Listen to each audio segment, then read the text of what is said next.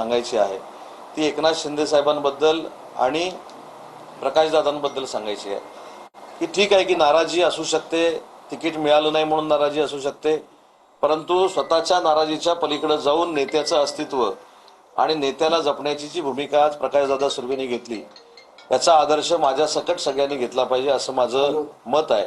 आणि म्हणून प्रकाशदादांना देखील मी मनापासून धन्यवाद देतो.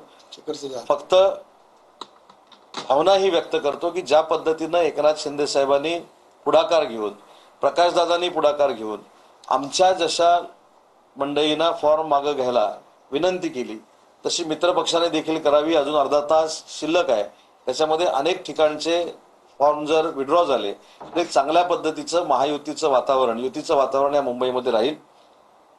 दुसरी महत्वाची गोष्ट की विपुल दोशींनी एक जी विनंती केली होती की संध्याताई ज्या प्रभागामध्ये उभ्या आहेत त्या ठिकाणी जो फॉर्म होता तो देखील बीजेपीनं मागं घेतलेला आहे. त्याच्यामुळे ह्या सगळ्या गोष्टी अतिशय समन्वयानं झालेल्या आहेत आणि भविष्यात अशाच समन्वयानं चांगलं वातावरण ठेवून मुंबई महानगरपालिकेवर कुठच्याही परिस्थितीमध्ये महायुतीचा भगवा फडकेल यासाठी आम्ही प्रयत्न करणार होतो.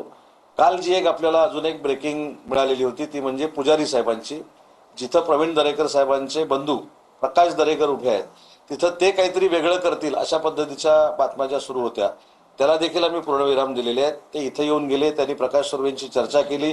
प्रकाश सुर्वेंनी साहेबांच्या वतीनं त्यांना प्रचारामध्ये सहभागी होण्याचे निर्देश दिले आणि आजपासून ती सगळी मंडळी देखील भाजपा, शिवसेना, महायुतीच्या प्रचाराला सुरुवात करतील. राज सुर्वेला असं चर्चा होते की वार्ड क्रमांक 5 मधून उमेदवारी दिले, अनेक कार्यकर्त्यांची इच्छा पण होती तर त्यांना दिले नाही, त्याच्याबाबत पण नाराज आहेत काही कार्यकर्ता अजूनही. त्यांच्यासोबत तुम्ही काय? एक लक्षात घ्या, नाराजी ही असू शकते आणि असणारच आहे, कारण शेवटी ज्याच्यावर आपण प्रेम करतो त्याला उमेदवारी मिळाली पाहिजे, तो मोठा झाला पाहिजे, ही कार्यकर्त्यांची भावना असते. पण अशी भावना असताना देखील राजच्या स्वतःच्या वडिलांनी हे समजून घेणं आणि वडिलांसोबत आणि राजसोबत काम करणाऱ्या कार्यकर्त्यांनी, शिवसैनिकांनी समजून घेणं हा त्यांच्या मनाचा मोठेपणा आहे.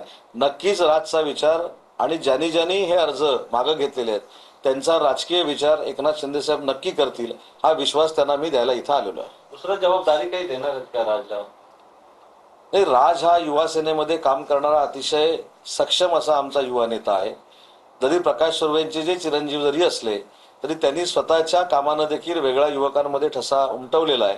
आणि माझी स्वतः या तिकिटाच्या अगोदर 1 महिना माननीय शिंदे साहेबांची चर्चा झालेली होती की राज सुर्वे सारख्या युवा नेत्याला एका मतदारसंघापुरतं मर्यादित न ठेवता त्याला मुंबईमध्ये देखील फिरण्याची संधी दिली पाहिजे.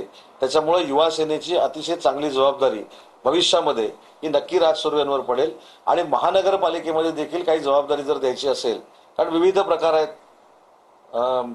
प्रतिनिधित्व देण्याचे, त्याच्यातनं देखील राजला संधी मिळू शकेल. अनेक ठिकाणी शिवसेनेचे उमेदवार बिनविरोध निवडून आले आहेत. काय तुम्हाला वाटतं की या निवडणुकीमध्ये तुरंत शिवसेना साबित होणार आहेत?